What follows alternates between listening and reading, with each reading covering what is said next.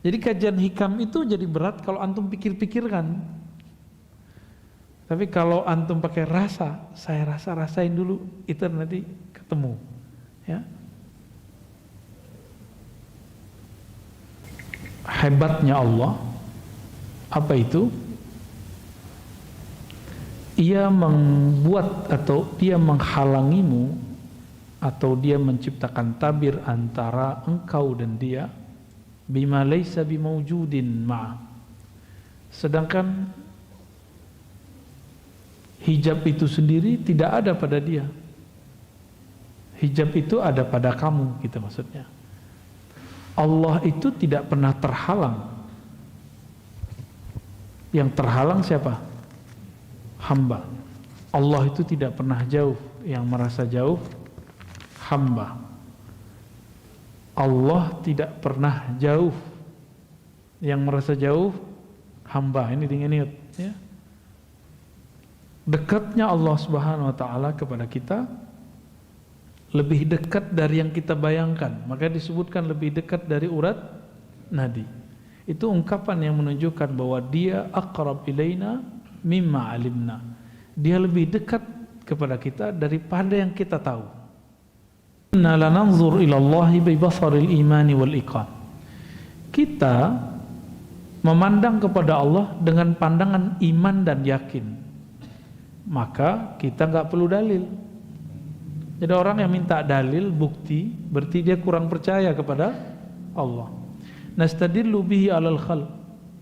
Hal fil wujudi syai'un siwal wahidil haqq. Fala narahu in kana walubda fanarahum kal haba' fil hawa in fattashtahum lam tajidhum syai'a.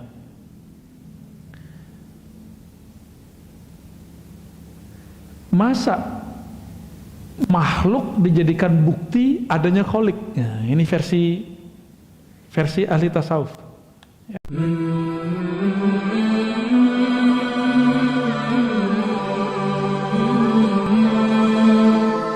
La wujudi qahri, yang menunjukkan hebatnya Allah, apa itu? Ia membuat atau dia menghalangimu atau dia menciptakan tabir antara engkau dan dia, bima laisa bimaujudin ma'. Sedangkan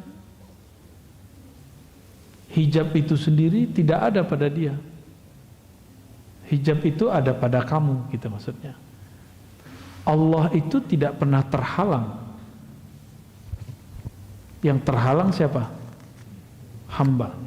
Allah itu tidak pernah jauh. Yang merasa jauh hamba. Allah tidak pernah jauh. Yang merasa jauh hamba. Ini diingat ya. Dekatnya Allah Subhanahu wa taala kepada kita lebih dekat dari yang kita bayangkan. Maka disebutkan lebih dekat dari urat nadi. Itu ungkapan yang menunjukkan bahwa dia aqrab ilaina mimma alimna. Dia lebih dekat kepada kita daripada yang kita tahu. Maka saya sering mencontohkan mulai dari uban, mulai dari kita punya jerawat, punya kulit. Tuh alisnya udah beruban, Pak. Enggak ngerasa kan? Enggak buat juga kan? Siapa yang buat? Dekat sekali. Enggak ada bagian di tubuh ini kecuali semua diatur oleh Allah Subhanahu wa taala. Maka apapun kejadian kita sebenarnya memang sudah diatur ya. Kita tunggu saja time yang baik darinya.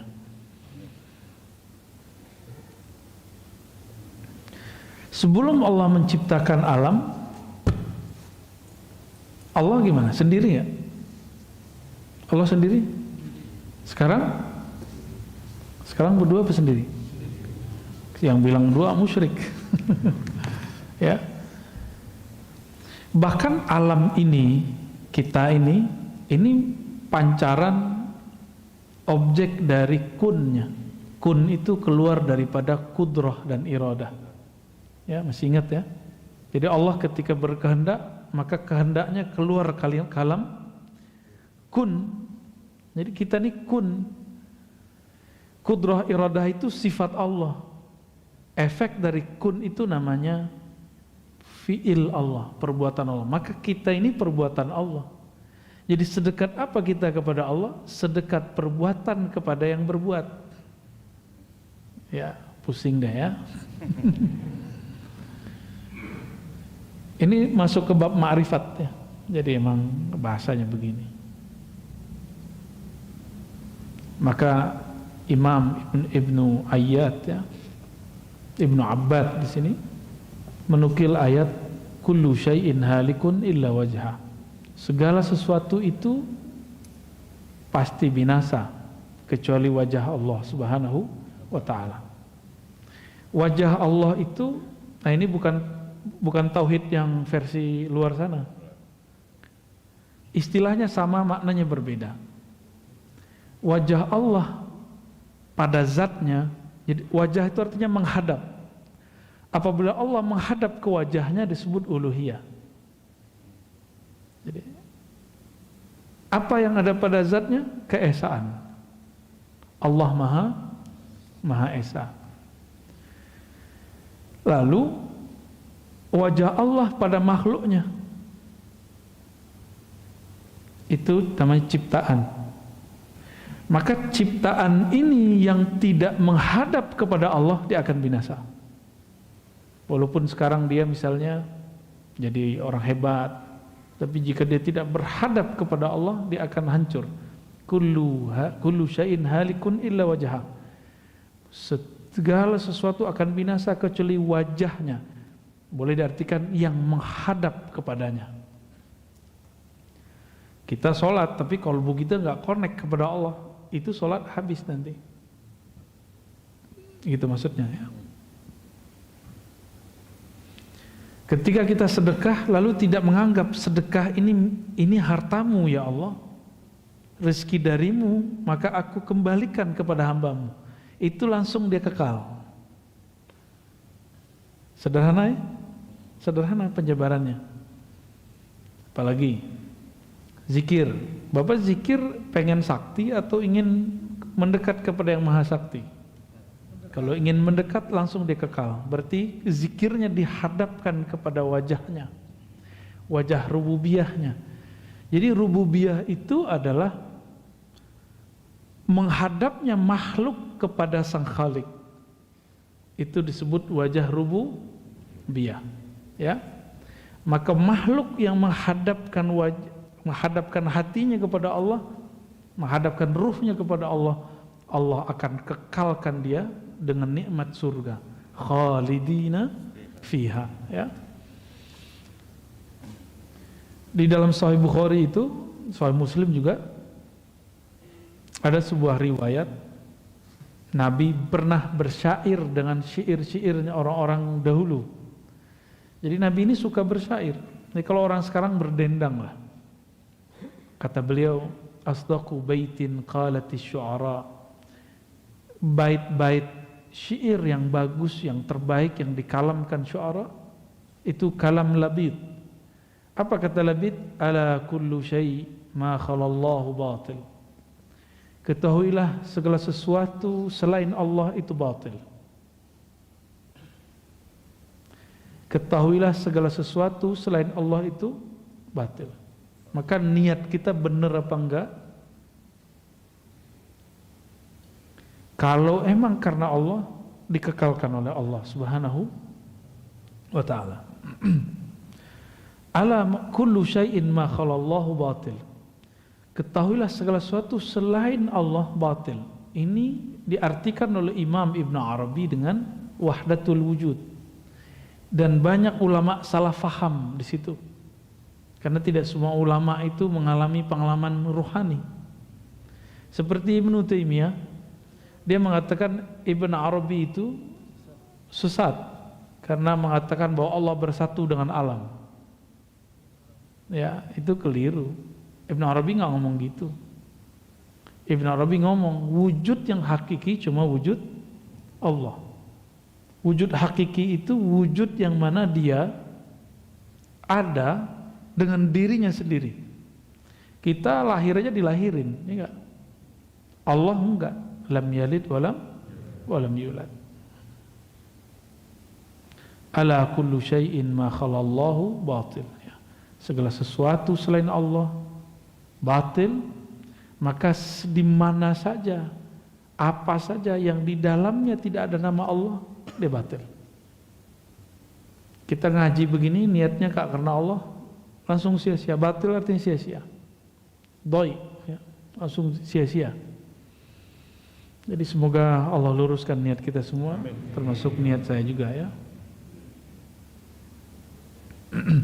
Bapak bangun masjid, kalau karena Allah, di saat bangun Allah bangun di surga gitu. Ngurus masjid sama, saat ngurus masjid tulus, maka Allah uruskan urusan kita di sana, insya Allah. Maka jangan baper ngurus masjid ya.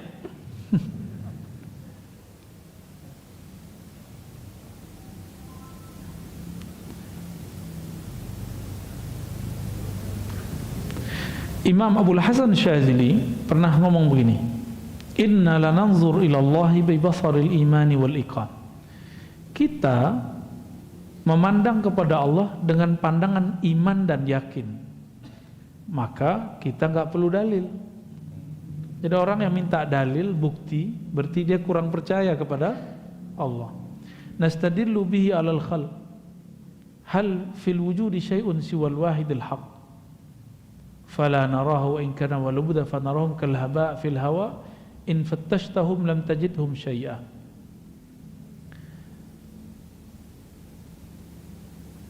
Masa makhluk dijadikan bukti adanya khalik? Nah, ini versi ahli tasawuf. Ya, kita boleh garis ya. Ahli kalam. Atau orang-orang yang sibuk dengan dalil-dalil, ini sama aja, mau aliran Asy'ariyah, mau aliran Ibnu Taimiyah sama. Mereka membutuhkan dalil. Dalil itu ada dalil teks, ada dalil alam atau ciptaan.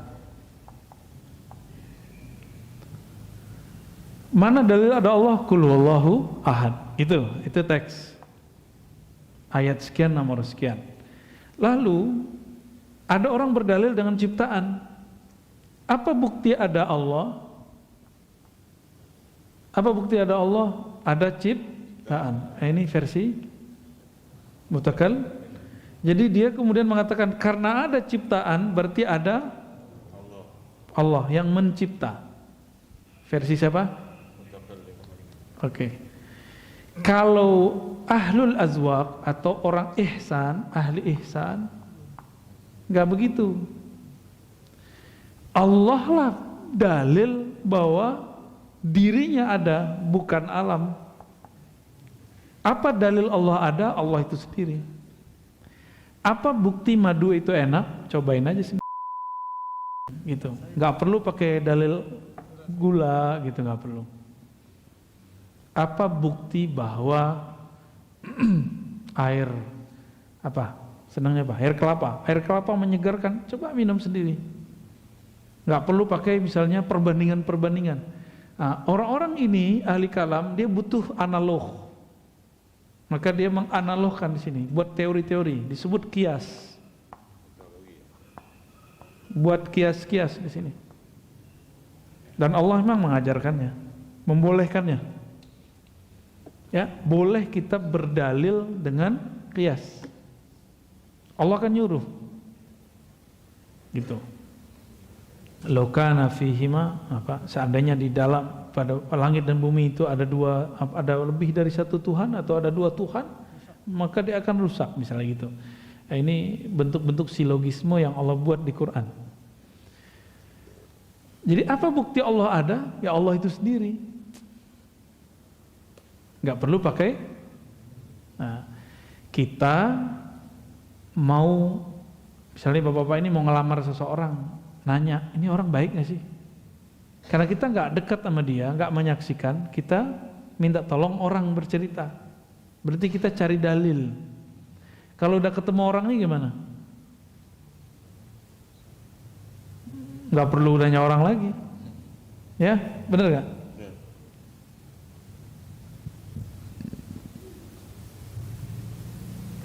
Fa aghnana dzalika 'anid dalil wal burhan, ya, karena kami percaya kepada Allah, karena Allah itu sendiri nggak perlu pakai bukti. Gitu maksudnya. Bagi beliau alam semesta ini bukan bukti Allah ada. Justru karena Allah adalah alam ini ada. Dibalik. Ya. Bukti punya nyawa, badan bergerak, punya ruh, itu kata orang ahli kalam. Kalau ahli ihsan enggak, kamu hidup itu karena si nyawa itu, karena ruh itu. Gitu maksudnya, ya.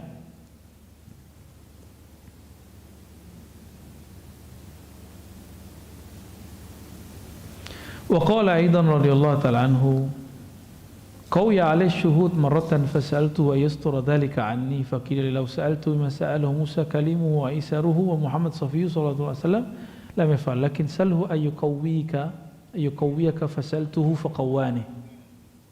Ya.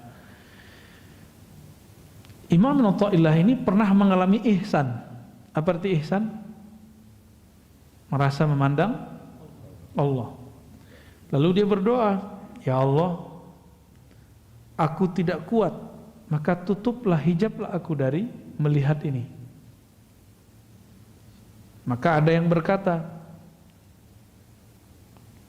seandainya kamu meminta sebagaimana memintanya Musa, Isa, Nabi Muhammad SAW, maka tidak akan terjadi. Tapi mintalah supaya Allah menguatkanmu. Ya. Nah, dalam masalah kita hari ini, mungkin gak takdir itu kita sanggup menanggungnya. Takdir itu kan fiilnya Allah.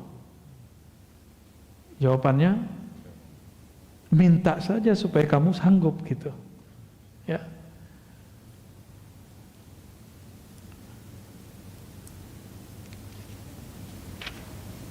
Wah, ini agak panjang habis ini nih, ya. Oleh karena itu, teks kita yang menyebutkan tadi, tanda hebatnya Allah, Allah itu membuat penghalang antara kamu dan dia, kamu dan Allah, dengan sesuatu yang sesuatu itu tidak ada padanya, tapi ada pada kamu. Gitu. Allah butuh matahari enggak? Enggak. Tapi yang kita lihat, ini hijab. Hijab itu bukan berarti kayak penghalang begini, ini penghijab mata. Ada penghijab hati. Karena kita melihat matahari mengeluarkan cahaya. Dari cahaya itulah kemudian tumbuh-tumbuhan hidup, misalnya gitu. Berarti kita terhijab oleh matahari. Yang kita lihat mataharilah yang menyebabkan itu semua berkembang. Kita minum, kita terhijab oleh air, kita mengira airlah yang menyegarkan. Ini hijab semua. Ya. Jadi dalam bab ilmu ihsan dibalik. Jadi kalau saya minum, seharusnya saya memandang bukan airlah yang menyegarkan, tapi Allah. Nah, itu udah jadi sufi itu, Pak. Ya. Gampang jadi sufi ya? Cobain aja.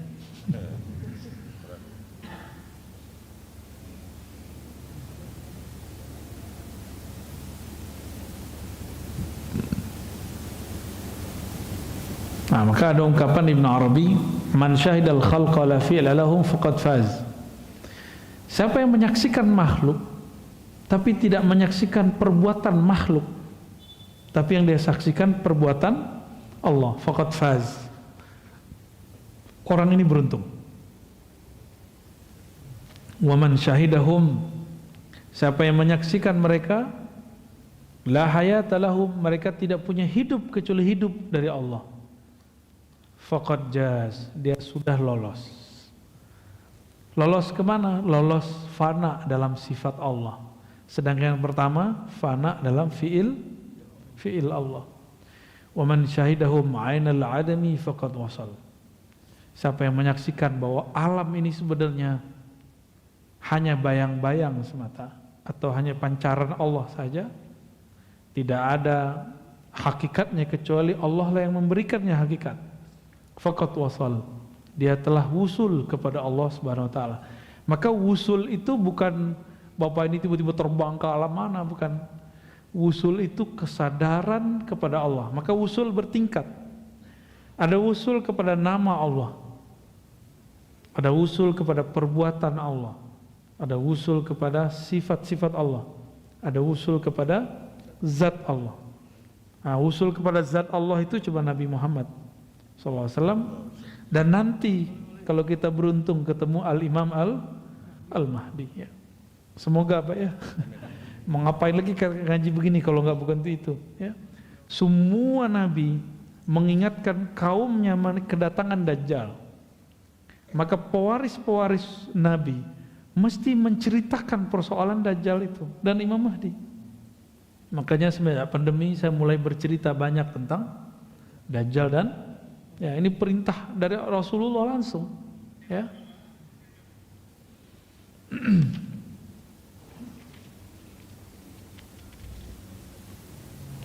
Wah, habis ini panjang Pak. Tapi intinya sama ya. Ya, intinya sama. Sampai 24. Itu kita skip aja ya. Isinya sama. Jadi jangan bayangkan Allah itu terhijab. Yang terhijab siapa? Kita. Karena cara pandang kita. Bapak kalau masih menganggap air yang menyegarkan masih terhijab. Bukan berarti kita nggak perlu minum air. Justru saat meminum air itulah pakaikan adab. Ya Allah, dengan namamu aku mau minta kesegaran. Gitu. Bukan berarti kita nggak akan minum obat. Justru kita berdoa, ya Allah, ini obat kata dokter. Rasul mau memerintahkan aku untuk berobat, maka aku berobat. Tapi aku tahu kesembuhan darimu ya Allah. Kayak gitu. Jadi bermanja-manjalah dengan Allah Subhanahu wa ta'ala. Man taraka minal jahli ya, kita lanjut. Tidaklah meninggalkan kejahilan. Syai'an sedikit pun, man arada, siapa yang berkehendak menginginkan, ayyuhditsa fil waqti ghaira ma azrahu Allah fi, agar terjadi suatu misalnya khusyuk gitu ya, atau merasakan getaran-getaran kolbu, atau pengen misalnya mi'raj gitu, tapi sebelum saatnya, pengen jadi mursyid sebelum saatnya, itu gawat itu ya. Pengen jadi mursyid gak Pak? Pengen jadi mursyid gak? Tahu mursyid gak? Bang? Yakin kuat. Menginginkan sesuatu sebelum saatnya itu namanya ambisi ya. Menginginkan sesuatu yang gak pantas kita inginkan itu namanya nafsu ya. Nah ini banyak hari ini ya. Saya dari kecil saya belajar zikir, belajar tarekat, itu banyak yang nafsu pengen jadi mursyid, padahal tahu dia jadi mursyid itu berat. Ketahuan itu cuma di kolbu, tapi pikirannya enggak, nafsunya enggak. Orang-orang yang menginginkan sesuatu sebelum saatnya, itu berarti dia tidak meninggalkan kejahilan. Misalnya gini, orang yang ingin memetik pisang sebelum matang rasanya enak gak? Kira-kira begitu. Orang yang ingin menjual pisangnya sebelum matang sama dengan orang yang belum pantas menjadi guru terus jadi guru. Guru di atasnya mursyid. Belum saatnya dia jadi mursyid, dia mengklaim dirinya jadi mursyid misalnya. Maka nanti buah yang dia berikan kepada murid-muridnya itu rasanya sepet pasti ya. Ini yang ngomong bukan saya teringat kalam Sidi Abdullah Qumari yang kemudian dijelaskan ulang oleh Syekh Zakaria Al-Halabi ya. Kawan dari guru saya Kiai Ahmad Marwazi. Dan perlu diketahui, jadi mursyid gak jadi mursyid bukan masalah umur, tapi masalah pengalaman rohani ya. mau lama tapi pengalamannya dikit dan tidak ada kedewasaan rohani. Ini kan ciri-ciri orang nggak dewasa. Ciri-ciri orang tidak dewasa, childish secara rohani. Jadi dia badannya tua, tapi rohaninya masih bocah, masih anak-anak. Dia menginginkanmu istijabah doa sebelum saatnya. Ingin mendapatkan getaran zikir sebelum saatnya. Ya. Ingin memiliki sesuatu sebelum saatnya. Coba lihat anak-anak meminta yang belum umurnya, pernah nggak? Dulu pernah anak-anak nggak? Pernah nggak minta ke orang tua sesuatu yang bukan umuran kita? Hah? Beneran?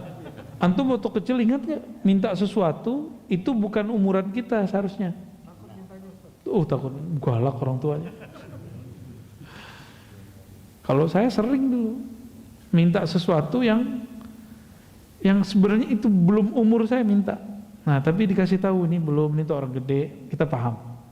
Anak kecil ini kan ada tipe yang bisa dibilangin, ada yang nggak bisa dibilangin ya.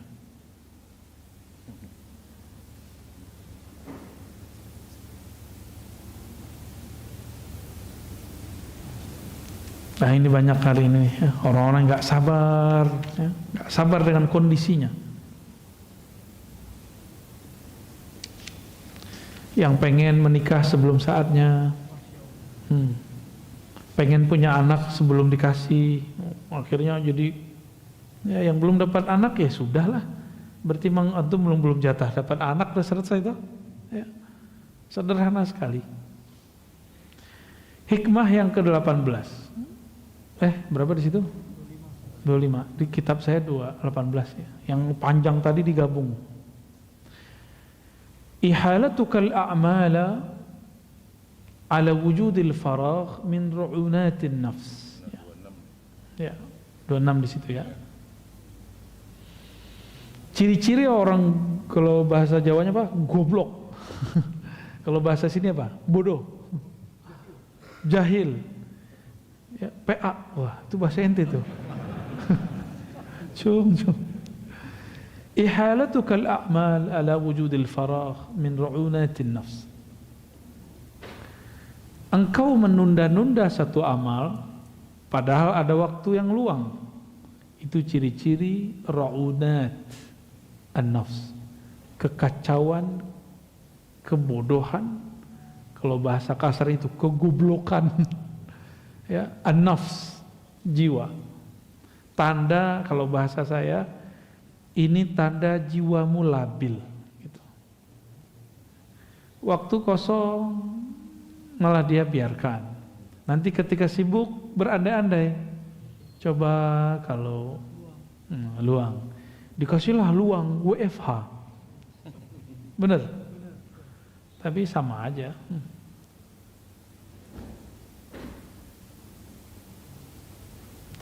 Waktu yang paling berharga untuk kita sekarang adalah waktu dunia. Ini Bapak nafas nih sekarang, ini waktu paling bahagia, paling berharga, qimah, ya, qimah aliyah. Kenapa kita sebut begitu? Karena ketika orang nanti masuk kubur, dia nggak sadar tahu-tahu dia dikubur. Nggak sadar tahu-tahu masuk kubur. Biasanya kan main handphone sambil nonton, pas bangun TV-nya kok nggak ada, nyari-nyari TV, nyari-nyari YouTube. Ketika itu terjadi, dia masih panik, tergantung kepanikannya seperti apa. Makanya biasakan bangun tidur tuh langsung nyebut nama Allah. Gimana caranya? Sebelum tidur sebut nama Allah, maka setelah tidur kita akan menyebut nama Allah. Ya. Kalau dosa semua kita kan dosa, nggak usah pikirkan itu ya. Kembali saja kepada Allah Subhanahu wa Ta'ala. Di saat masuk ke alam kubur itu, di situ dia sadar, ya Allah, farji'na na'mal sholihan. Barang sebentar saja tolong kembalikan aku. Berarti waktu yang ada sekarang Ini yang disebut berharga faragh. Jadi ketika beliau mengatakan ihalatukal a'mal, kamu menunda amalmu saat kamu masih bisa nafas di sini, masih bisa hidup di dunia, ini pertanda jiwamu kacau, jiwamu tidak dewasa. Jadi nggak ada cerita lagi ya, malam nanti sudah harus witir minimal ya, tahajud lah kalau bisa. Kalau ketinggalan kotor, nggak ada cerita lagi, harus mulai kemudian beramal yang banyak. Dan amal yang paling bagus amal kolbu. Amal kolbu ada dua, ngaji dan membuang sesuatu yang buruk dari kolbu. Dua aja amal kolbu. Ini amal paling mahal, ya, yang membuat kita bisa bahagia di dunia kalau kita mentalak dunia. Jadi dunia itu baru bahagia kita kalau kita mentalak. Mentalaknya di kolbu, bukan di fisik, Pak. Kita masih makan minum masih bagian dunia, ya.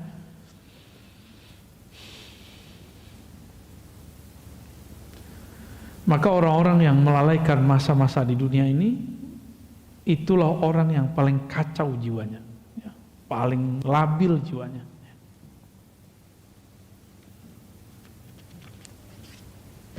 Nah, masih dapatlah satu lagi ya, satu atau dua lagi nih.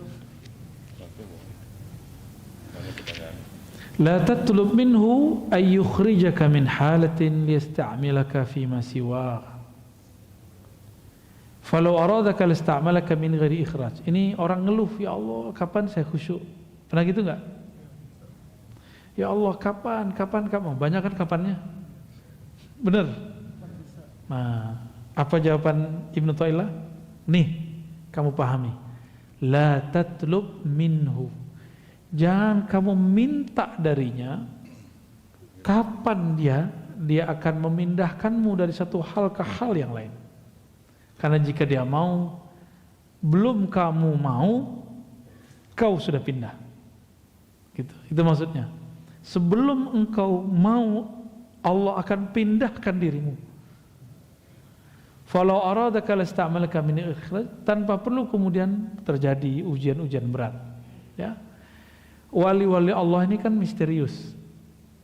Ada orang jadi wali karena dia cuma mengasih makanan anjing. Ada yang jadi wali karena dia cuma minggirin batu atau duri dari jalan. Ternyata wali itu sederhana. Orang yang mengambil sifat-sifat Allah lalu dia kemudian tancapkan dalam dirinya. Allah itu punya sifat rahmah, penyayang, benar. Maka dia menyayangi makhluk. Ini jalur pintas jadi wali Allah. Mau jadi wali Allah? Ya maulah kita ya. Dengan menyayangi semua makhluk, ya.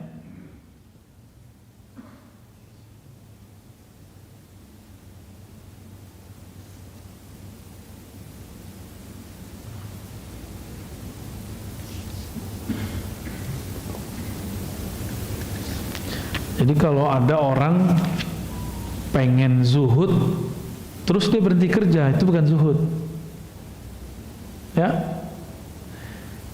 Buktinya apa? Antum ketika tidak bekerja kepikiran duit mulu. Itu tanda-tanda zuhudnya nggak benar.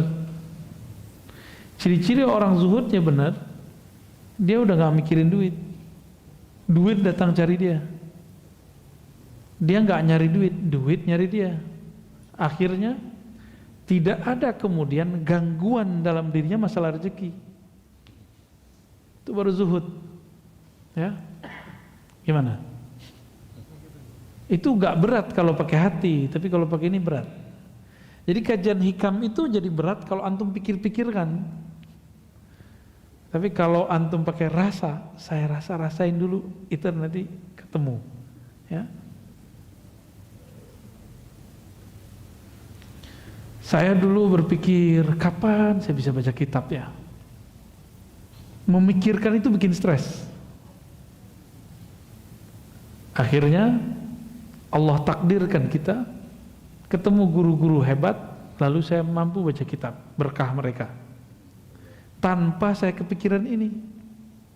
Jadi nggak mikirin waktu. Nah kalau orang-orang yang ya coba kalau saya bisa baca kitab kayak kamu, nah ini namanya ngandai-ngandai. Berandai-andai itu bagian daripada was-was syaitan.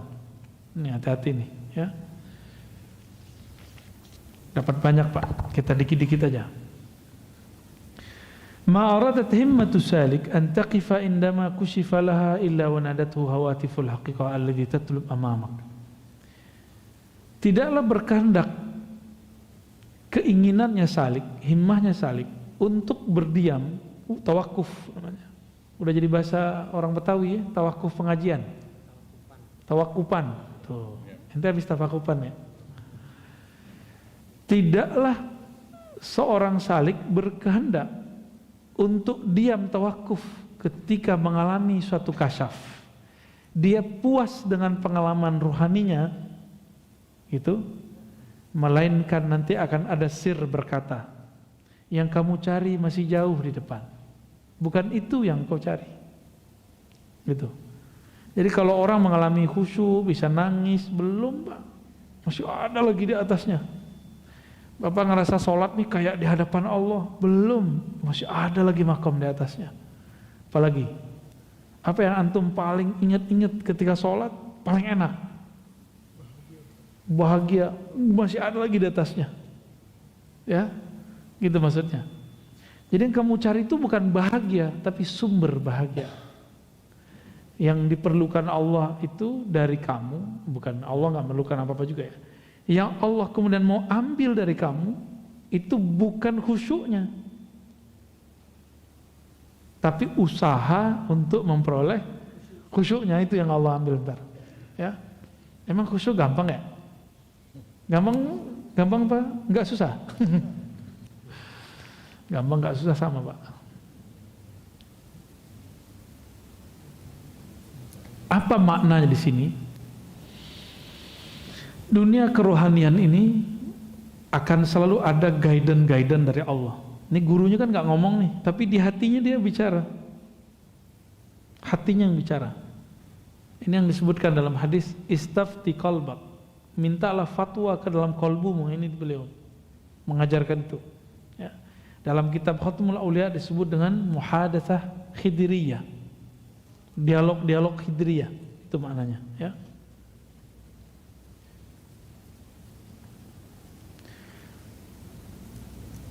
Maka di sini Imam Shustari namanya mengatakan fala taltafit fis sayri ghairan fa kullu ma siwallahi ghairun fattakhidh dzikrahu hisnan. Jadi kalau kita sampai di melewati satu perjalanan, tujuan kita mau ke Bandung, pas di tol jalannya bagus nggak? Pemandangannya bagus nggak? Berhenti nggak di situ? Kalau berhenti di situ berarti kita lupa dengan tujuan. Ya. Nabi mengatakan kun fid dunya ka'abiris sabil. Hendaklah kamu berada di dunia seperti orang yang abir. Abir itu yang melewati, sabil jalan. Ya, anak jalanan. Musafir. Maksudnya apa? Bapak pernah ke luar negeri, pasti sebagian. Kalau ke luar negeri bawa banyak koper gimana? Nggak usah keluar negeri, beda provinsi, bawa koper banyak-banyak, ribet nggak? Ribet. Itu koper, ada koper tanah, ya, koper rumah, koper rekening, koper apa lagi tuh? Koper kontrakan, ya, kosmetik. Ini kopernya isinya tanah. Kita kalau kebanyakan tanah, Bapak itu mau pindah alam, susah bawanya. Karena tanahnya mau dibawa gimana? Berat Pak, rumah tuh. Jadi yang punya tanah tuh wakafin lah, segera kemana kek diwakafin ya. Yang diem tanahnya wakafin ke orang, wakafin ke masjid, ke yayasan, ke pesantren ya, segera Pak. Keburu mati, ditanyain semua. Dan mengerikannya di sana, kekayaan kita itu diperiksa. Kalau biasa mungkin setengah hari, sehari. Nabi siapa? Nabi Sulaiman itu 2000 tahun. Itu ukuran dunia 2000 tahun, di sana 2 hari. Tapi kalau kita diperiksa orang sekian jam, gimana perasaannya Pak? Pernah nggak? Lamanya bukan main itu. Oleh karena itu, apabila kita mengalami pengalaman spiritual, jangan asik dengan itu. Pengalaman spiritual ini anggap saja hiburan, busyra. Ya. Maka saya nggak sibuk-sibuk amat dengan pengalaman mimpi segala macam, tapi beberapa yang perlu diceritakan kita ceritakan. Ya. Wala tabarrajat zawahirul mukawwanat. Jangan asik dengan itu. Pengalaman spiritual ini anggap saja hiburan, busyra. Ya. Maka saya nggak sibuk-sibuk amat dengan pengalaman mimpi segala macam, tapi beberapa yang perlu diceritakan kita ceritakan. Ya. Wala tabarrajat zawahirul mukawwanat illa nadathu haqa'iquha innama nahnu fitnatun fala takfur. Ketika seseorang tersilaukan oleh suatu kejadian, suatu pengalaman, ini biasanya orang kalau belajar zikir ada rasa merinding-merindingnya, nangis-nangisnya, apalagi hangat-hangatnya. Rasa-rasa itu semua bukan itu yang kita cari, karena itu masih makhluk. Kalau masih ada rasanya, kalau masih ada hangatnya, dinginnya, semua itu makhluk. Ya, jadi Allah bukan panas dingin, Allah bukan ketika kita zikir itu nangis, itu bukan Allah, itu kita. Baik, nanti kan kalau kita bilang, kalau kita zikir, Allah itu bisa nyandain sebenarnya. Apa kata Allah? Ya kamu, aku kan gak pernah kemana-mana, ngapain dia panggil-panggil? Ya, zikir ya Allah, Allah, Allah, Allah. Allah ngomong, aku bersamamu dimanapun engkau berada. Maka sebenarnya zikir-zikir kita itu tidak pernah membuat kita jadi wali, Pak. Zikir itu haknya badan, haknya kolbu. Yang membuat seseorang jadi wali jika di dalam dirinya ada rahmat Allah. Mau jadi wali kan? Biar gampang jadi wali. Minimal jadi wali murid ya. Wali murid jadi wali karena dia sayang sama murid, benar nggak? Maka wali Allah karena dia sayang kepada makhluk Allah Subhanahu wa Ta'ala. Nah, setiap kali terjadi pengalaman-pengalaman yang menghalangi kita kepada Allah, maka berkatalah hakikat-hakikat ini, kami ini hanya ujian, janganlah engkau kufur. Innama nahnu fitnatun, kami ini hanya ujian, fala takfur, jangan kufur. Ya, ini hati-hati di situ.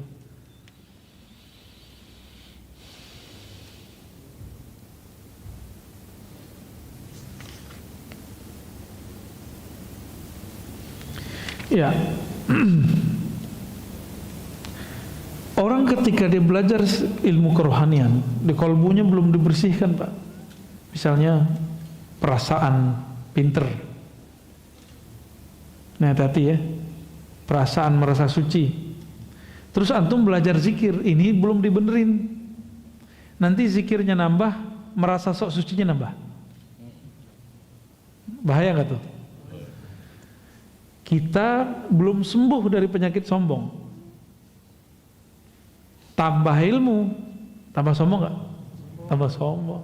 Ya, nah, ini hati-hati di sini.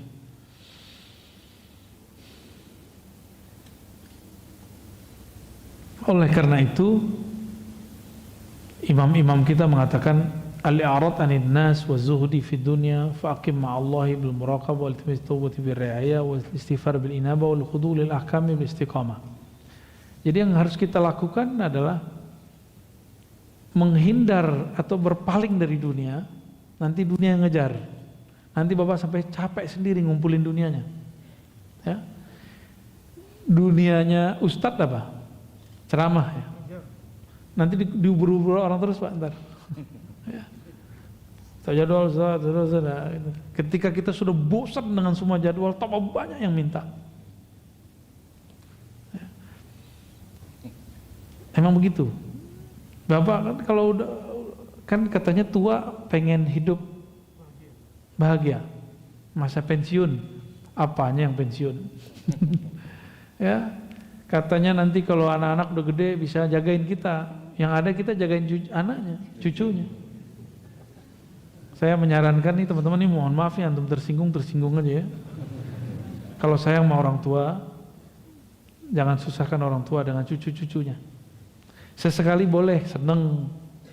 Jadi sama orang tua itu ya, buatlah mereka kasih fasilitas senikmat-nikmatnya, biar orang tua itu nyaman.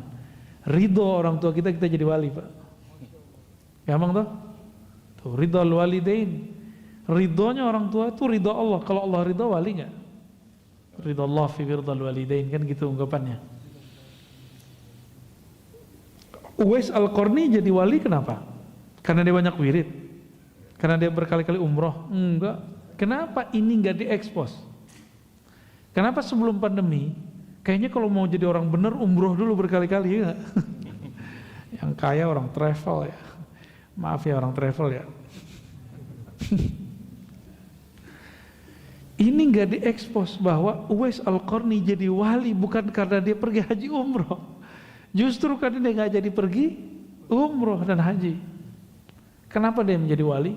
Karena dia merawat ibunya, ya, memuliakan ibunya, mahar masuk jadi wali itu. Gampang-gampang susah ya? Ya enak nih ngomongin doang, ntar kalau sudah ketemu orang tuanya bingung. Wah masih ada, cukup Ustaz. Cukup lah ya, udah dapat banyak ini. Ada titipan pertanyaan Ustaz. Ya. Assalamualaikum warahmatullahi wabarakatuh. Ada pertanyaan Ustaz, meluruskan stigma negatif kepada tasawuf. Ada yang bilang ini sesat ataupun bid'ah. Mohon penjelasan Buya tentang beda tasawuf, akhlak dan tazkiyatun nafs.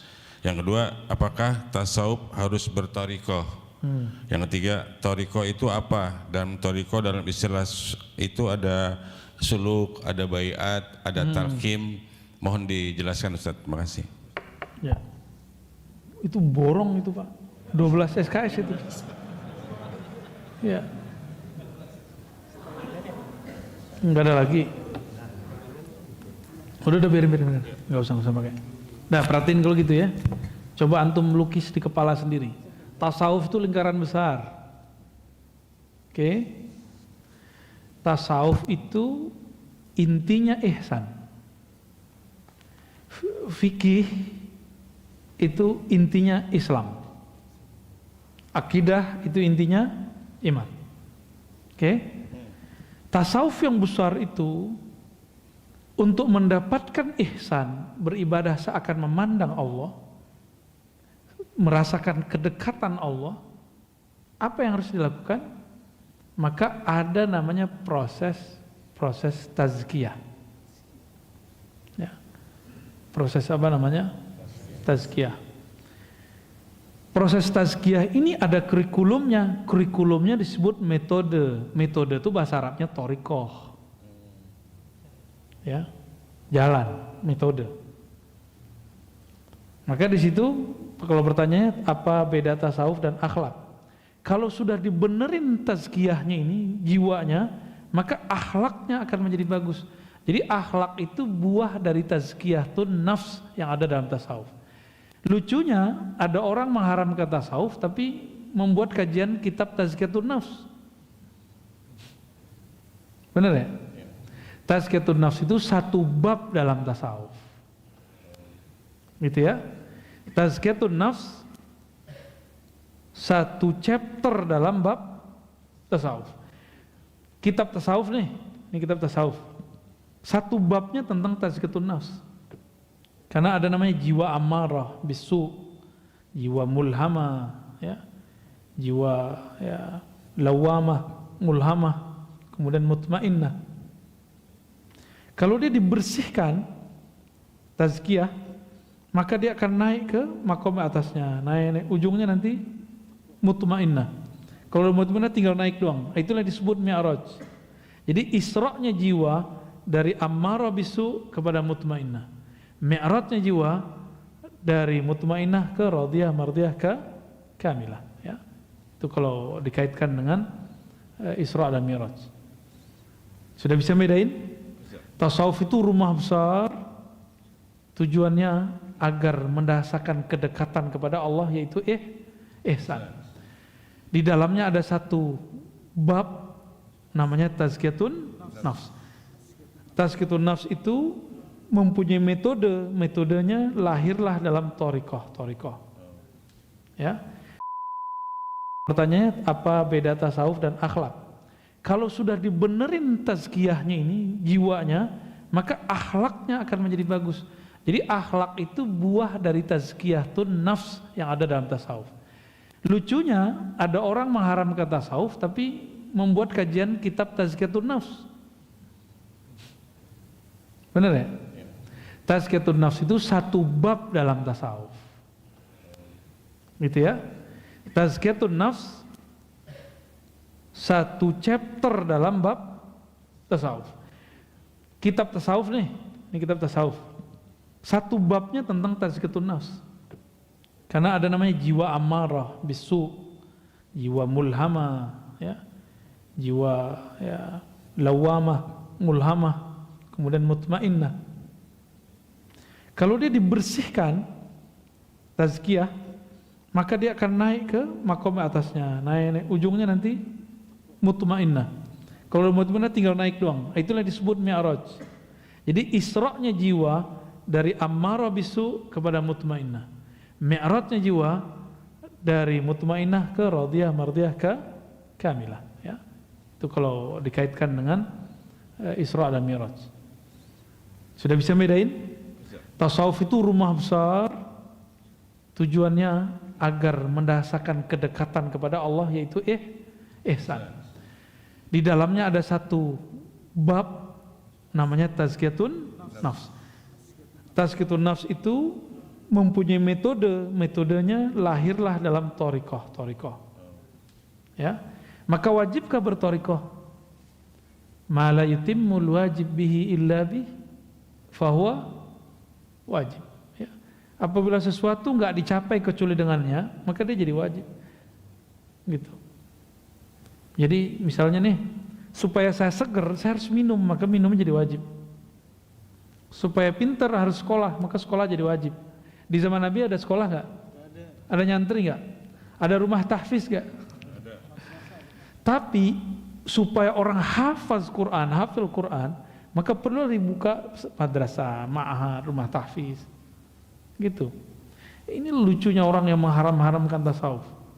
Dia buat bid'ah sendiri. Dia buat metode ini, metode itu, daurah ini, daurah itu, rumah tahfiz ini dan itu. Itu kan metode menghafal cepat, metode hafal begini. Kenapa dalam menghafal boleh ada metode, tapi dalam tazkiyah nggak boleh beda metode? Nabi beda sahabat, beda cara loh. Ada sahabat pelit, nanya, wahai Rasulullah, amal terbaik apa? Nabi jawab, engkau ngasih makan anak yatim, engkau ngasih makan orang susah. Ada sahabat yang kismin. Tahu kismin nggak? Nanya, wahai Rasulullah, amal terafdol apa? Nabi bilang, iman di kolbu. Ada orang nanya, orangnya pemarah. Nabi bilang, la taqdab falakal jannah. Kamu sabar aja, masuk surga. Kayak gitu Pak benernya. Jadi Nabi itu beda sahabat, beda metodologis. Tarekat yang stagnan akan hancur dimakan zaman. Maka di zaman kita mesti merevisi kurikulum thariqah, namanya nggak usah direvisi. Mungkin namanya ditambahkan aja kayak di Timur Tengah itu, Naqsyabandiyah, Khalidiyah, Qadiriyah itu nanti ada nama-nama tambahannya. Samaniyah, Qaribiyah, Samaniyah apa gitu. Jadi mereka suka menambahkan di belakang sebagai bentuk ada revisi dan tajdid. Di Indonesia kan terlalu mensuci-sucikan thariqat. Oh, begini kata guru kita. Ya, kalau udah nggak relevan di zaman ini gimana dong? Gurunya sudah wafat masuk alam sono. Ya? Maka thariqat pun mesti thariqat yang mu'tabarah. Yang pertama, yang kedua mesti mursyidnya arif. kepada Allah Subhanahu wa taala. Mesti. Kalau enggak, bukannya malah tambah dekat, tambah jauh. Ya, mau mendekat kepada Allah malah tambah jauh. Gitu. Ya, wallahu a'lam bishawab. Tadi apa lagi? Dalam tariqah itu ada istilah suluk, baiat dan talqin. Bisa dijelaskan, Ustaz? Waduh, bolong lagi. Suluk itu menempuh jalan. Jadi bapak nih, kata guru, kamu amalkan ini. Bapak mulai ngamalin, itu suluk namanya. Suluk itu ada yang formal, berkhalwat, ada yang informal, atau ada yang temporal. Yang temporal ini yang biasa kita kerjakan. Misalnya bapak ibu ini diijazahkan guru untuk berzikir 1000. Nah itu temporal 1000 doang. Kalau khalwat, jadi suluk bentuknya khalwat, bisa 10 hari, bisa 30 hari, bisa 4, terserah berapa perintah guru. Syekh Abdullah Faiz Dagestani, seorang mursyid Naqsyabandiyah, gurunya Syekh Haqqani, kan terkenal ya Syekh Nazim Haqqani. Itu beliau kalau lagi suluk, Pak, antum nggak sanggup, anda nggak sanggup, mikirin dunia wudu, mikirin dunia wudu,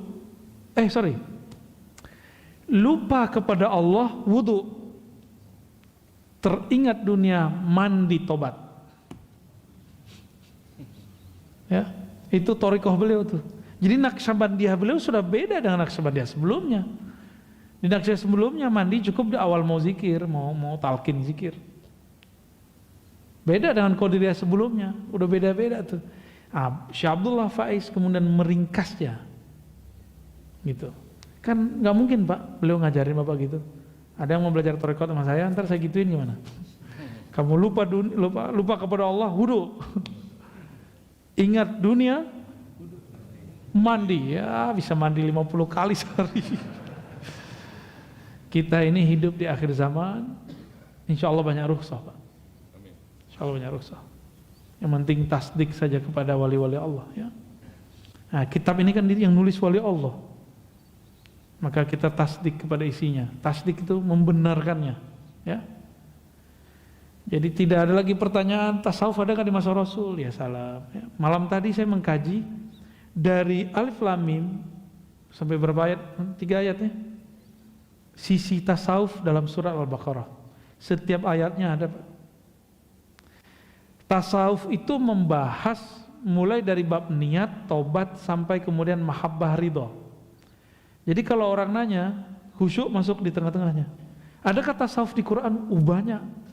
Setiap ayat sabar itu tasawuf. Setiap ayat syukur tasawuf. Setiap ayat ikhlas tasawuf. Setiap ayat-ayat yang menyebutkan amal ruhani, maka itu tasawuf. Gitu ya? Paham ya? Jadi masih mau nanya, ada tasawuf nggak di Quran? Ya itu tasawuf. Beres, cukup. Ustaz, ada satu lagi nih, Ustaz. Cukup, ada satu lagi. Pertanyaan. Assalamualaikum, dari Pak Taufik. Dalam menyebarkan dan menyampaikan agama Islam, dahulu Rasulullah telah memberikan dakwah suri tauladan tentang cara-cara berdakwah, menjalankan 3 kaidah berdakwah, hikmah, mauizah hasanah, kemudian mujahadalah billati ihsan. Pertanyaannya, fenomena yang terjadi sekarang, banyak ustadz yang tidak menjalankan kaidah dakwah yang dicontohkan Rasulullah.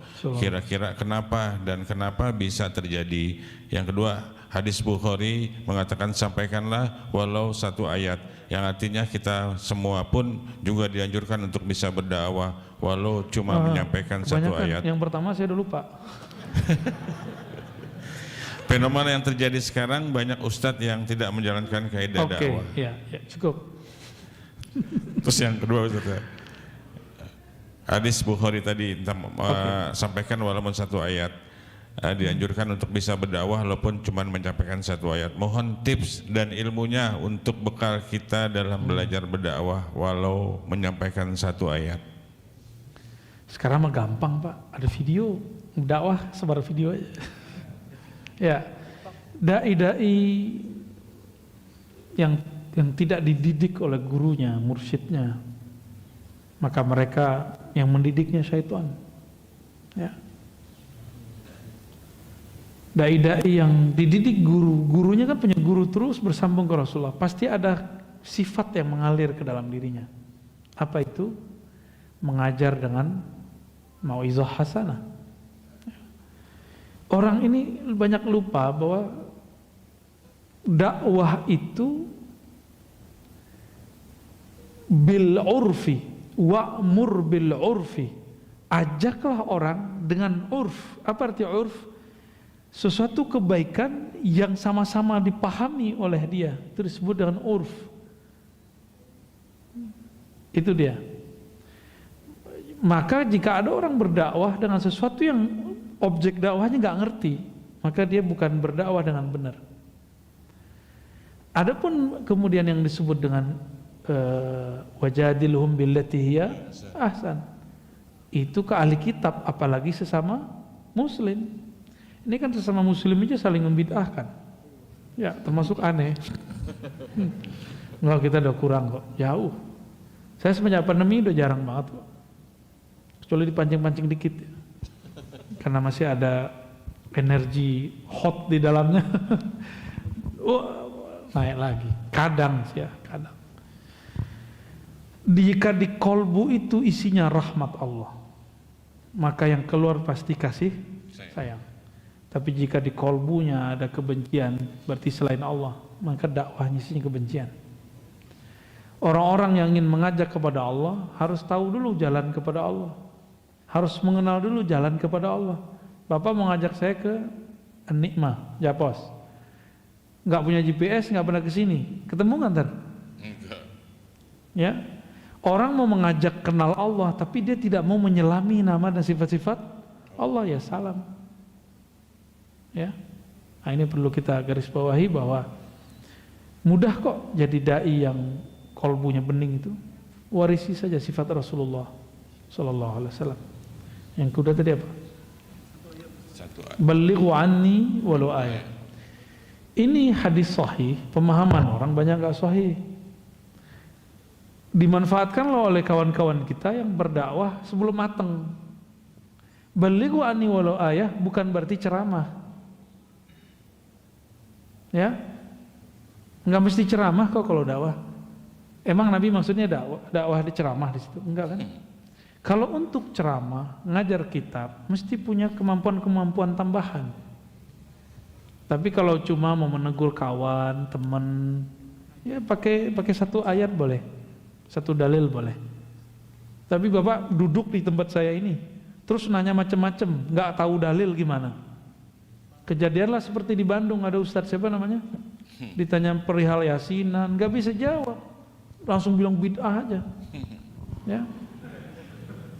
Yang paling lucu dari tahun 80-an 90-an ini rame mengenai doa anak sampai ke orang tua, selain anak nggak nyampe. Sering dengar nggak dulu? Iya. Itu kan kacau itu. Itu orang ingin menyampaikan satu ayat, itu doang yang dihafal. Tapi salah paham karena hanya mengenal satu ayat. Jadi tolong dibedakan ad-da'wah ghair al-fatwa. Fatwa, dakwah itu beda. Jadi kalau antum ini bukan ahli fatwa, nggak pernah belajar fikih, usul fikih, hadis dengan mendalam, cukup berdakwah dengan pengertian memberi motivasi. Jangan bermain di wilayah hukum.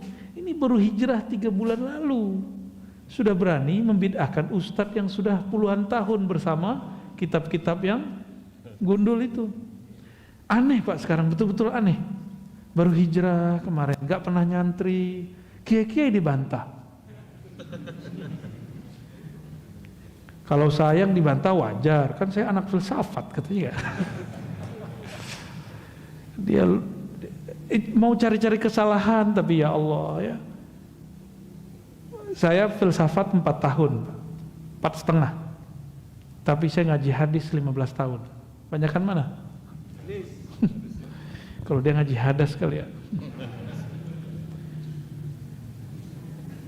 Jadi kalau untuk menjawab fatwa, haram bagi orang yang hanya mampu berdakwah tapi bukan mufti atau mempelajari ilmu fatwa.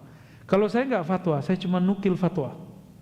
Ya, siapa Ar-Razi bisa fatwa? Ya? Saya cuma menukil fatwa. Mana fatwa-fatwa yang kemudian luput dari banyak orang, nah kita ulang. Masalah bank, saya nggak pakai fatwa saya sendiri, saya pakai fatwa Darul Ifta Mesir kok. Ya, asuransi segala macam itu saya pakai fatwa sana. Karena saya tidak memandang diri saya mampu berfatwa, walaupun dapat ijazah dari guru saya dan dibolehkan berfatwa. Ya, tapi saya nggak lakukan itu ya, belum saatnya lah, nantilah ya.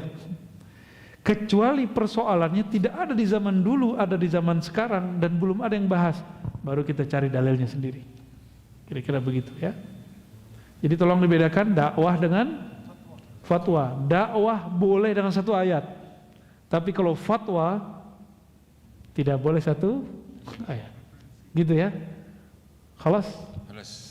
Ada satu lagi sih tapi ini baru tanya. Simpen. Assalamualaikum Ustaz, bertanya apakah boleh kita membaca maulid tetapi kita menyingkat pasalnya hanya karena ingin mempercepat waktu? Terima kasih. Kan bukan Quran. Quran gitu maulid? Enggak. Ya boleh. Jadi boleh meringkas maulid. Berzanji itu berbeda dengan bacaan lain. Dia ulame beda lagi. Semakin kesini tambah dikit Pak. Ntar lama-lama jadi sallallahu ala Muhammad doang.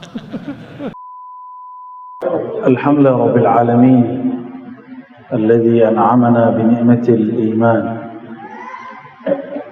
wa syarrafana bini'matil islam wa faddalana bini'matil ihsan. Asyhadu an la ilaha illallah wa asyhadu anna Muhammadan abduhu wa rasuluh. Allahumma salli wa sallim wa barik ala sayyidil wujud Sayyidina Ahmad wa ala alihi wa ali baitihi wa dhurriyyatihi ajma'in. Amma ba'du, jemaah yang dimuliakan Allah, Masjid Al-Ittihad ya.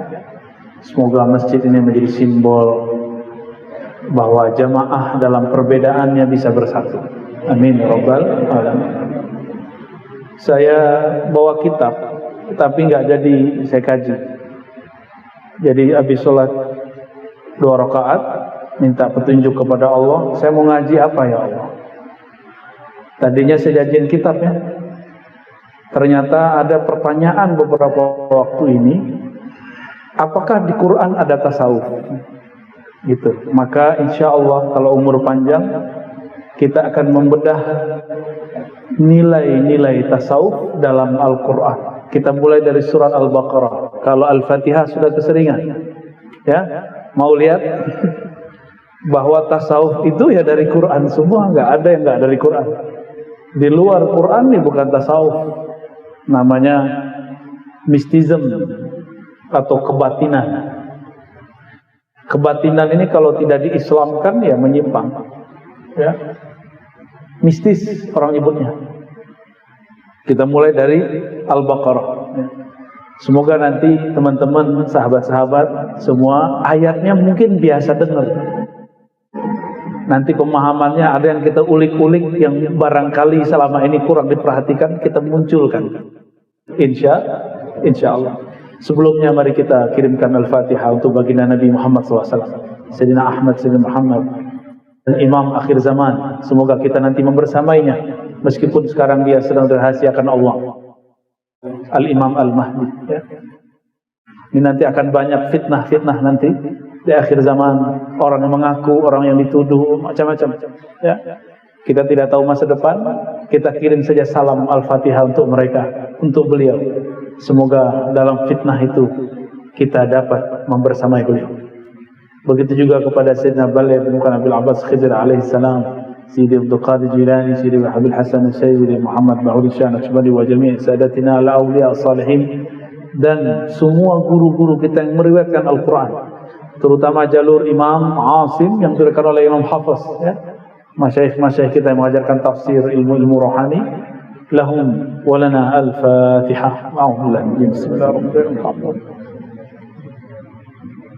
Ya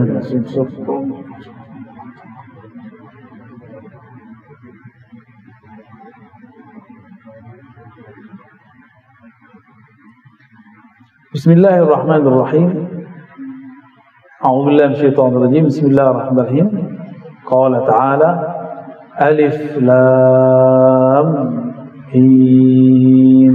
Nah, ini harusnya dibahas, tapi saya skip dulu, ya, karena panjang pembahasannya. Karena satu alif bisa satu pertemuan bisa lebih.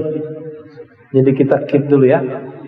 Yang pasti tanya kepada semua ahli bahasa, mereka tidak bisa menjelaskan kebahasaan alif lam mim. Karena bahasa mereka masih bahasa bumi, sedangkan alif lam mim bahasa langit. Ya, semua orang Arab bingung. Kita alhamdulillah diizinkan Allah Subhanahu wa taala mendapatkan ayat-ayat seperti ini. Dan dibacanya bukan alamun. Alamun artinya penyakit, sakit. Tapi kalau alif itu satu huruf, satu makna, satu ma'rifat. Lam itu satu huruf, satu makna, satu ma'rifat. Mim itu satu huruf, satu makna, satu ma'rifat.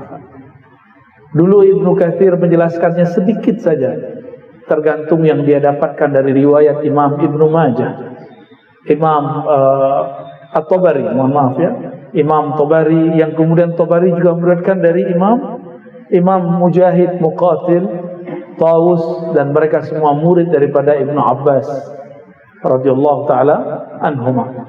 Jadi ini saya keep dulu ya, karena dulu ada orang sok pinter ngomong begini, ini hanya Allah yang maha tahu. Dia nukil kalam Imam Suyuti. Imam Suyuti ngomong begitu, bukan berarti kita nggak boleh tahu. Untuk segala hal pasti Allah lebih tahu, benar nggak? Bukan berarti kita nggak boleh. Ya, kita siapa tahu diberitahu oleh Allah Subhanahu wa taala. Maka alif lam mim ada maknanya di kitab tafsir, apalagi di kolbu para kekasih-kekasih Allah Subhanahu wa taala. Ini simbol-simbol alif lam mim. Kita langsung saja, dzalikal kitabu la raiba fihi. Dzalika secara harfiah artinya itu, itulah. Tapi ahli tafsir seperti Imam Ibnu Katsir, Suyuti mengartikan zalika itu hadza, ini. Saya sangat takzim kepada mereka, tapi saya tetap mengembalikan makna zalika kepada zalika, bukan haza. Zalikal kitab, itulah kitab, yaitu alif lam mim satu kitab. Ya. Lam mim, alif lam mim itu pembahasannya satu kitab di alam sana. Makanya diurai salah satu bentuknya Al-Qur'an. Ya. Zalikal kitab, demikianlah kitab. La raiba fihi. Sisi tasawufnya di mana di sini? La raiba fihi. Ini pertama. Dalam ilmu tasawuf tidak boleh ada raiba. Apa arti raiba? Syak, keraguan.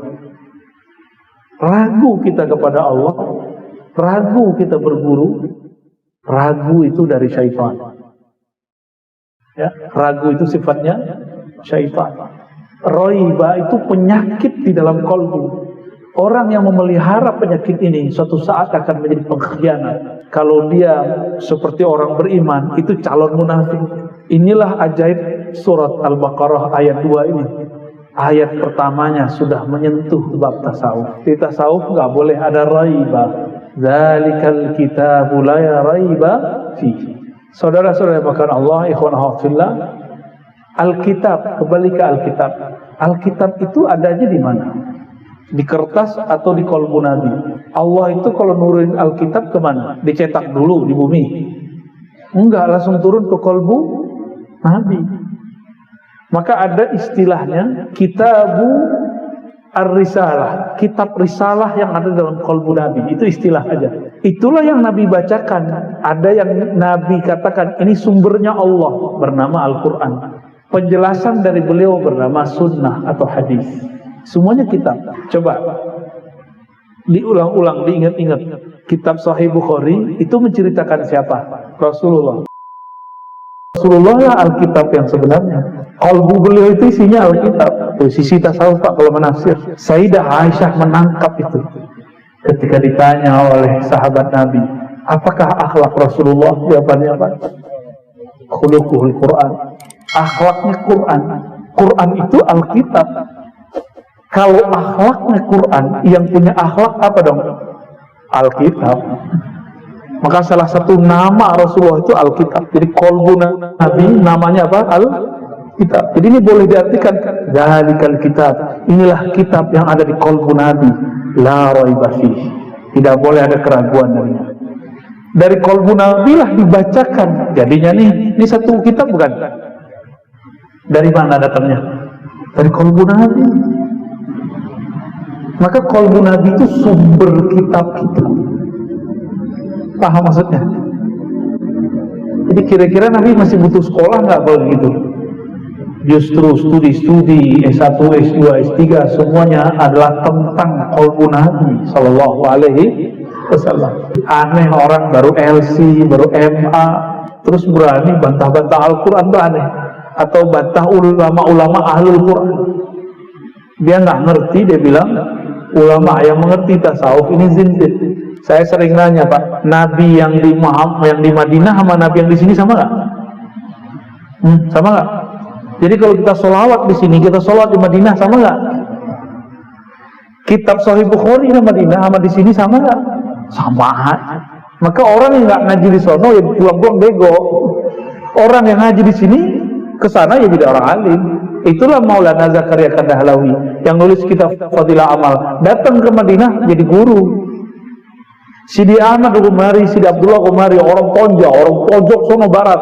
Ponja itu kan wilayah Maroko. Pojok sono. Datang ke Mekah Madinah jadi guru. Orang Mekah Madinah ngaji sama beliau. Maka antum rajin sholawat di sini itu lebih dekat kepada Rasulullah daripada orang tinggal di Madinah tapi kurang ajar kepada Rasulullah, bentak-bentak orang di sana. Seperti askar-askar itu. Ya. Nah ini. Zalikal kitab, itulah Alkitab yang ada di qalbu Rasulullah. La raiba fihi. Tidak boleh ada keraguanmu terhadapnya. Engkau ragu, batal.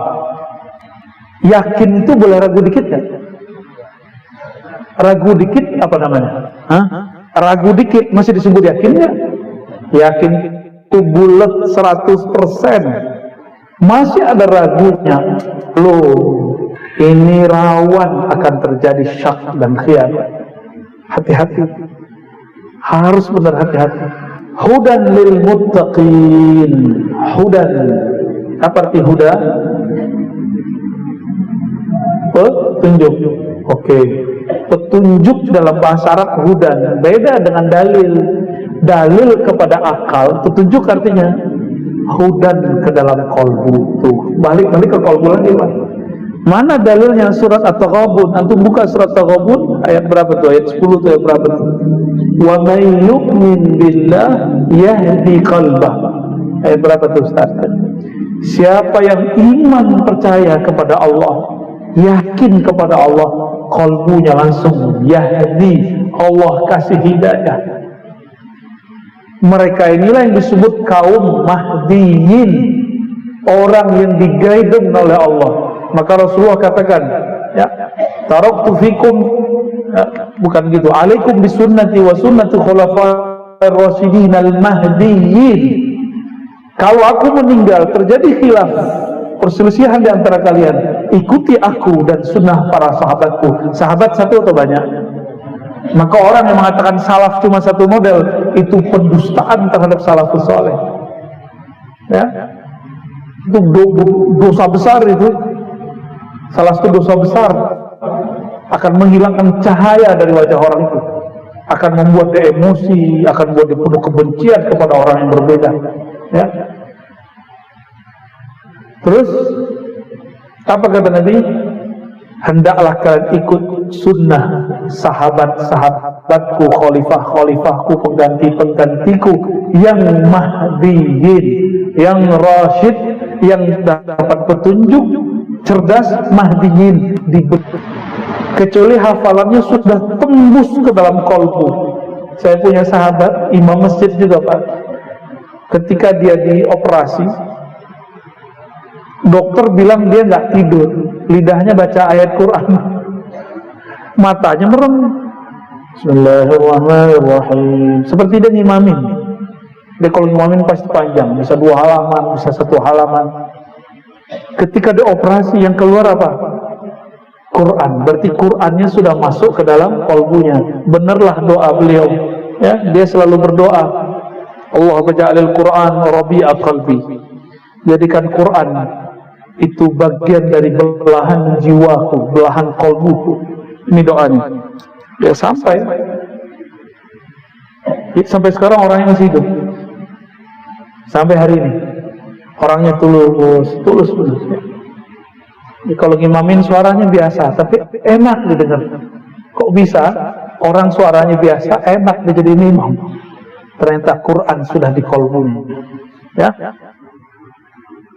Jadi hudan lil muttaqin, hidayah itu turun ke dalam kalbu orang yang bertakwa. Nabi bersabda dalam hadis Imam Tirmizi, at-taqwa hahuna, takwa itu di dalam dada. Berarti maksudnya di mana? Di dalam kalbu tuh, bolak-balik di situ, Pak. Kenapa orang baca ayat ini nggak ngeh juga? Ini ayat awal sampai akhirnya bicara kalbu. Ini alam kalbu semua. Tidak ragu di kalbu nggak? Di hati nggak? Ragu di hati nggak? Dapat hidayah di hati? Di hati semua. Maka nggak ada urusan tuh dapat hidayah sarungan, itu nggak ada tuh. Banyak sarungan. Kalau di Madura tuh teman saya cerita, orang Madura sendiri cerita, kami sarungan tuh nyambung ayam juga biasa katanya. Pakai kopiah lagi. Ini teman saya Ustadz dari Madura dicerita ya. Di tempat saya itu nyambung ayam, Bu ya. Kalau nggak pakai kopiah, ketakutnya sial, kalah katanya. Jadi dia sendiri cerita tentang orang kampung. Ya lucu lah ya. Berarti ini tradisi kiai sudah masuk hatta kepada penyambung ayam. Keren itu. Ya bagus itu. Kalau di tempat saya dulu perang padri namanya. Perang padri itu ada padri sufi, ada padri wahabi. Padri sufi tuanku nantu, mursyid tarekat Syatariyah Naqsyabandiyah, dan dia bermazhab Syafi'iyah, berakidah Asy'ariyah Maturidiyah. Beliau ini dakwahnya pelan. Kalau ada orang nyambung ayam, dia panggil, diundang, makannya sini, saya mau kasih kalian wirid biar menang besok. Benar Pak dikasih cuma bismillah. Kalau di Jawa Kalimoto Sodo, di Padang itu sudah Islam tapi masih main ayam, dikasih apa? Bismillah. Setiap kali nyambung ayam menang, sampai dia bosan main, dibawain ayam ke tuanku itu. Ditanya, gimana? Menang bro? Oh menang, tapi udah bosan. Itu bismillah itu apa sih? Nanya, bismillah itu apa? Bismillah itu engkau minta izin, minta kekuatan dari Allah. Hah? Terus bukannya Allah ngelarang? Nanya juga tahu juga dia. Iya, tapi kan saya nanggung, kira-kira gitu. Ya, obat jadi murid, jadi mursyid tadi situ. Tukang sambung ayam jadi mursyid ada. Masih mending itu ya, masih mending itu. Fudail bin Iyad ngerampok dia. Fudail bin Iyad, maka Fudail ini ilmunya salah satu pewarisnya di tanah Jawi itu Sunan Kalijaga, mantan perampok juga tuh. Jadi wali-wali ini, ulama-ulama ini ada pewaris-pewarisnya. Ini pewarisnya fulan, ini pewarisnya fulan, ya. Al-ulama warasatul anbiya. Hudan lil muttaqin. Maka hidayah ini turunnya kepada kalbu orang-orang yang bertakwa.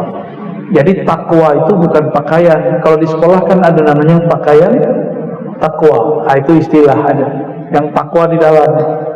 Maka untuk mengetahui orang ini bertakwa atau tidak, pakai pakaian atau pakai kalbu? Pakai kalbu. Mandang, mohon maaf ya, ngeliat celananya atau ngeliat sarungnya. Taruh aneh dalam celana antum tersinggung lagi. Tersinggung aja lah. Ngeliat celananya atau ngeliat sarungnya, ngeliat kopiah, apa yang dilihat ketika orang bertakwa?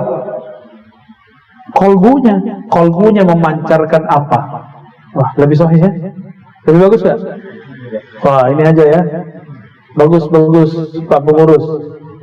Jadi kalau ceramah begini aja, kita lagi ngomong dangdutan kok. Nah, ini ringkasan ya. Saya coba nggak panjang-panjang, karena kalau panjang-panjang takut dikit dapat ayatnya. Alladzina yu'minuna bil ghaibi. Orang-orang, siapakah yang disebut bertakwa?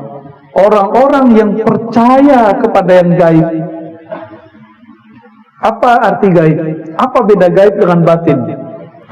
Kita kalau bahasa Arab nyebut gaib artinya apa? Gaib, gitu, gaib. Alladzina yu'minuna bil ghaibi. Orang-orang yang percaya kepada yang gaib. Yang percaya tadi siapa? Qalbu. Yang dipercayai gaib. Apa arti gaib? Tidak tampak secara kasat mata, tidak terasa dia hadir secara akliyah. Dilihat pakai mata nggak kelihatan, didengerin nggak kedengeran, dideketin nggak bisa deket. Nah, itu namanya gaib. Jadi yang itu bahasa bebasnya, ada bahasa rugasnya. Gaib itu adalah sesuatu yang tidak dapat diakses oleh panca indera. Sesuatu yang tidak dapat diakses oleh panca lima indera. Mata, telinga, penciuman, meraba, apa lagi? Lidah. Gak bisa. Coba, bisa lihat jin nggak? Bisa lihat jin? Bisa lihat malaikat? Tapi mereka ada nggak? Yakin? Nah, ini beda. Melihat nggak? Melihat nggak? Terasa nggak? Emang ada ngerasain jin? Kan nggak juga. Maka disebut gaib. Gaib. Apa bedanya dengan batin? Batin itu tidak tampak dengan panca indera, tapi terasa oleh rohani.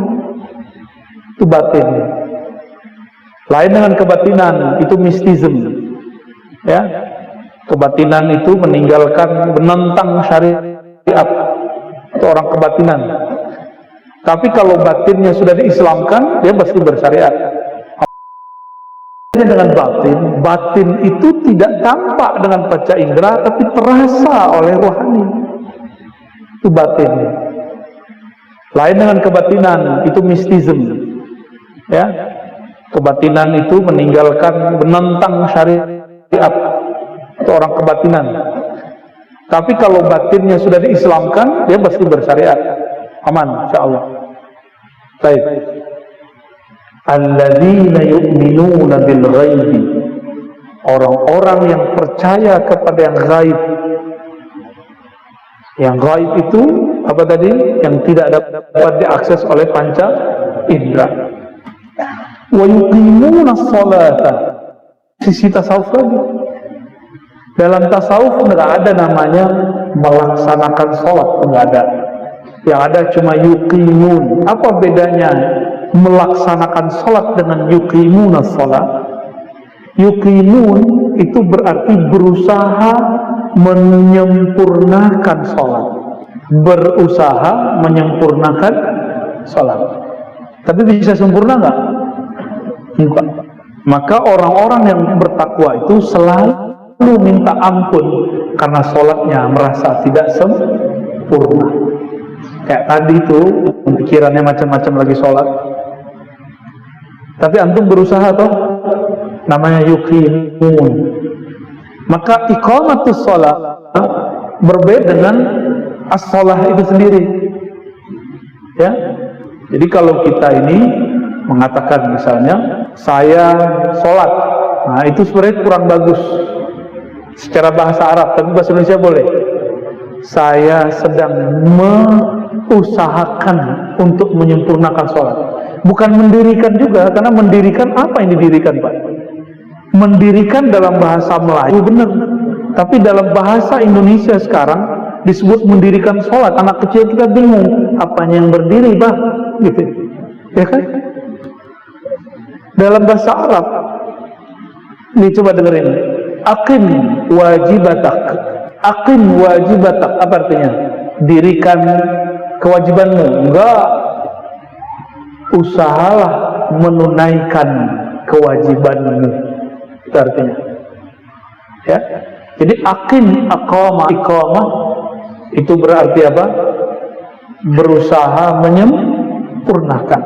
Makanya di Quran yang sering saya bahas di banyak tempat, Allah mengatakan fawailul lil musallin, bukan fawailul lil muqimin. Celaka bagi yang merasa sholat. Baru sholat pakai celana jingkrang dengan rasa bener nggak? Emang beda sholat pakai celana jingkrang sama gak jingkrang? Rasanya coba rasain. Kan sholat yang diterima orang yang khusyuk, bukan masalah celananya gimana. Kenapa celana jingkrang, bukan celana, sarung kalau di hadis. Sarung yang melebihi mata kaki itu haram di zaman Rasulullah, karena itu simbol orang-orang belagu. Dulu itu sarung itu mahal, sehingga boro-boro ada kain pembatas akhwat ikhwan, nggak ada. Dulu mending itu dibagi-bagi untuk orang hidup susah, nggak ada dulu. Sekarang sarung 20.000, 30.000, 50.000 sudah dapat. Maka orang yang sarungnya di bawah mata kaki bukan lagi berarti orang kaya hari ini. Sehingga ketika dia pakai sarung, dia nggak ngerasa belagu. Maka dibedakan kibriya dengan khuyala. Kiber, sombong karena dari dalam, dengan sombong karena performan, penampilan. Itu dibedakan. Dibedakan, Pak. Sombong karena penampilan disebut khuyala. Sombong karena penampilan. Sombong karena dari dalamnya sombong namanya kibr atau kibriya. Orangnya disebut mutakabbir, orang-orang sombong. Dibedakan begitu kayanya bahasa Arab. Nanti kalau sombong karena harta ada lagi namanya. Sombong karena antum punya ini dan itu beda-beda istilahnya. Ya, Allah itu tidak mau memandang orang yang kalau sholat sombong. Apakah karena dari dalam kolbunya, apakah karena sarungnya, apakah karena jamnya bagus, apakah karena. Intinya adalah adakah merasa lebih dari orang lain. Contoh nih Pak, pakai sarung B.S. Nah, udah kita sebut aja sih BHS ya. Yang punya kayaknya Habib tuh kayaknya. Biar aku aja lah. Di Pekalongan sebenarnya banyak tuh sarung bagus-bagus, cuma kurang populer aja. Saya suka tuh sarung-sarung Pekalongan. Kalau pakai sarung yang mereknya barusan, kan mereknya di depan Pak. Wah, pas ruku BHS. Itu namanya khuyala, paham? Jadi khuyala sekarang bukan jingkrang, nggak jingkrang ya. Mohon maaf, jangan tersinggung. Awal-awal saya pakai BHS begitu Pak. Awal-awal nggak ngerti. Terus orang bilang, kok sarungnya bagus? Bagus apaan? Kan hadiah semua. Kasih hadiah sama orang. Oh ini sarung mahal. Kita ceklah di internet. Oh bener, mahal juga. Mulailah perasaan ada kawan pakai celana dalam hati, mahalan sarung gua kali dari celana lu. Serius, wallahi saya pernah ngomong begitu sholat. Itu namanya khuyala. Saya minta ampun kepada Allah. Kan orang yang pakai celana kan dia ngeremehin orang pakai sarung. Ah kere gitu kan. Dia nggak tahu harga sarung. Harga sarung ada, harga handphone dia juga ada ya nggak? Itu kalau dibawa dalam sholat rasa itu baru disebut khuyala. Ya, nggak sepakat gak apa-apa, yang penting paham dulu. Lagi sholat, antum seharusnya mengingat Allah, tapi sekarang ingatnya sarung. Makanya saya nggak menganjurkan antum bawa sajadah bagus-bagus, kecuali di hatinya bab syukur. Jadi sajadah itu gak usah gede-gede kalau ke masjid ya. Wah, ya segitulah tuh. Jangan gede-gede lah ke masjid. Minimalis berhemat. Ya. Biar nggak kelihatan kalau kita ini kemudian terganggu. Ini saya sholat, mereka pasti mengatakan sholatku tidak sempurna ya Allah. Maka selesai assalamualaikum, yang dianjurkan pertama kali adalah istighfar. Astaghfirullah. Itu rahasianya. Ini rahasia yuqimun. Ya, tasawuf nggak nih? Tasawuf nggak nih? Tasawuf Pak. Emang ada sufi nggak sholat? Ya nggak ada. Sufi ya sholat. Nggak ada sufi yang nggak Salat. Wa mimma razaqnahum yunfiqun. Dan di antara mimma dan sebagian daripada apa yang razaqna kami rezekikan kepada mereka, harta, ya, duit, tanah, rumah, waktu, ilmu, itu rezeki semua.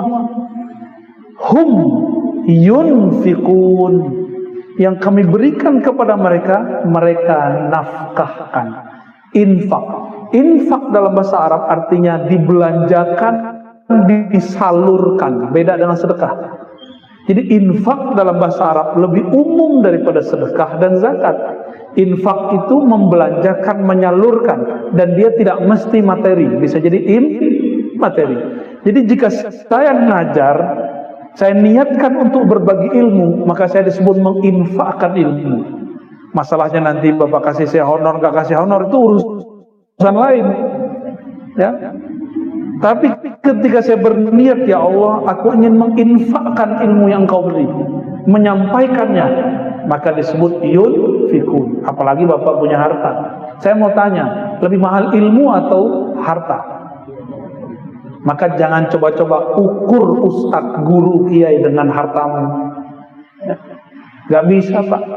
Kecuali kiai-kiai dunia, ustadz-ustadz dunia, ulama-ulama silakan ukur dia dengan dunia. Mereka kalau ngasih amalan dimaharkan dunia, itu urusan dia. Ilmu begini bisa dibeli pakai dunia. Gak ada apapun di alam semesta bisa beli ini. Maka Nabi ukur, apa kata beliau? 2 rakaat.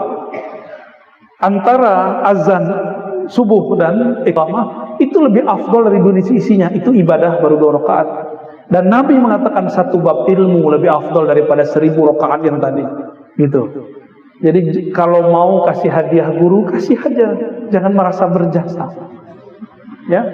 Apalagi cuma korban sedikit, ya. Maka ciri-ciri antum hadiahnya diterima di sisi Allah, udah ngasih gak merasa ngasih. Bantu orang miskin gak ngerasa bantu.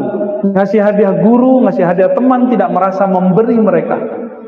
Mau bangun masjid tidak merasa dirinya berjasa untuk masjid. Sudah begitu belum? Kalau belum, PR kita masih banyak. Berarti razaqnahum yunfiqunnya belum benar. Nih coba lihat, razaqna, kami yang berizki mereka. Orang kalau faham bab ini, dia tidak akan iri kepada orang lain. Kenapa? Yang memberi rezeki siapa?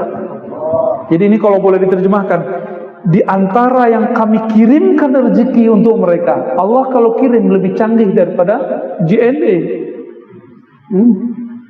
Apalagi namanya? Tiki. Apalagi coba? JNT. Nanti apal aja, sering kirim surat ya. Ditolak semua ya. Kalau lembaga-lembaga duniawi ini, perusahaan-perusahaan duniawi ini kirim dengan alamat yang jelas sampai, kita ini belum lahir nama kita sudah ada, di mana kita tinggal semuanya sudah ada. Kira-kira kalau Allah kirim, mungkinkah salah kirim? Maka kalau orang paham ini, tidak mungkin ada iri-iri di kantor. Gak mungkin di komplek orang iri dengan tetangganya. Karena rezeki gak akan salah masuk. Paham ya, insya Allah ya? Ya, gak mungkin ketukar jodohnya. Ya, aku suka dia. Ya, kamu suka doang, tapi kan jodoh belum tentu. Ya, jodoh urusan Allah. Sukailah, tapi jangan kemudian memaksakan jodoh di sana. Cinta-cinta aja, jangan cinta dengan nafsu. Cintalah dengan ruh, maka akan muncul kepasrahan-kepasrahan.